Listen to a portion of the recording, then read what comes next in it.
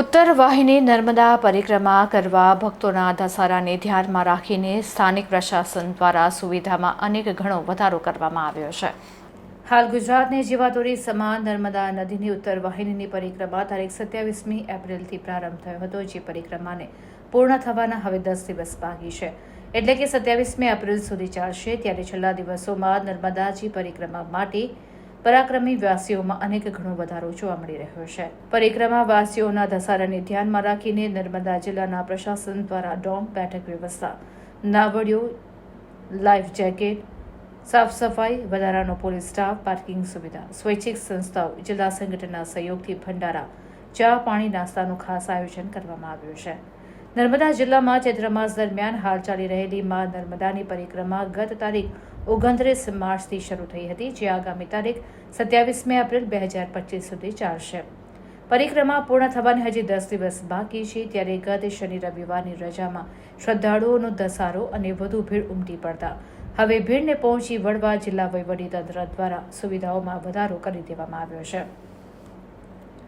આ માટે ગુજરાત પવિત્ર યાત્રાધામ વિકાસ બોર્ડના સેક્રેટરી, જિલ્લા કલેક્ટર, જિલ્લા પોલીસ વડા અને પરિક્રમાના નોડલ અધિકારીઓ દ્વારા પ્રેરક માર્ગદર્શન જિલ્લાના અધિકારી કર્મચારીઓને આપવામાં આવી રહ્યું છે। પરિક્રમા હાલમાં શાંતિપૂર્ણ રીતે ચાલી રહ્યું છે। રામપુરા ઘાટ ખાતે બોટની સંખ્યા વધારવાની સાથે જેટીની સંખ્યામાં પણ વધારો કરી દેવાયો છે, જેથી પરિક્રમા વાસીઓ ઝડપથી નદી પાર કરી પરિક્રમા સરળતાથી પૂર્ણ કરી શકે।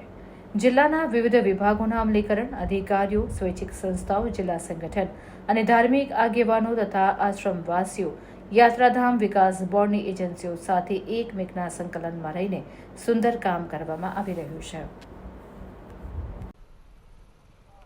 હા, હું નીતા ગોંડલિયા, અંકલેશ્વરથી અમારું બહેનોનું 12 જણનું ગ્રુપ છે। અમે આ ત્રીજી વખત પરિક્રમા કરવા આવીએ છીએ અને ત્રણેય વખતમાં અમને કોઈ અગવડ પડી નથી અને સારી સુવિધા છે મેડિકલની, વચ્ચે વચ્ચે પાણી, નાસ્તા અને સૌથી સારી તો રસ્તાની અને લાઇટિંગની વ્યવસ્થા સારી છે।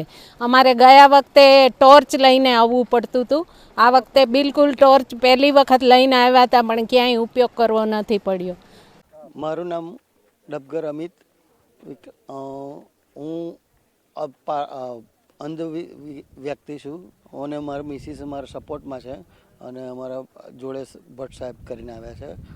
હવે આ પરિક્રમા હું પહેલી વાર જ આવ્યો છું અને મને પણ આંખની તકલીફ છે, તે છતાં બી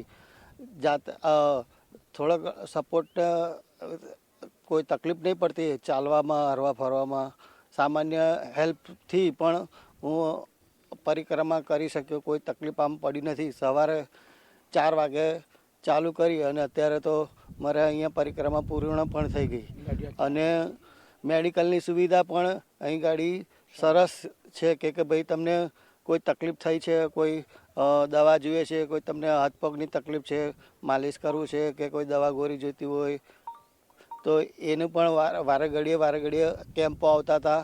તેમજ રસ્તાની અંદર ઓવરબ્રિજ નવો પુલ બનાવ્યો છે, તે પુલ પણ બહુ સરસ છે કે દિવ્યાંગ વ્યક્તિ હોય તે પણ સરળતાથી પરિક્રમા પૂર્ણ કરી શકે એવી તે સુવિધા કરેલ છે કે સીધી રીતે ચાલી શકે કે એને તકલીફ ના પડે એ રીતની સુવિધા કરી છે।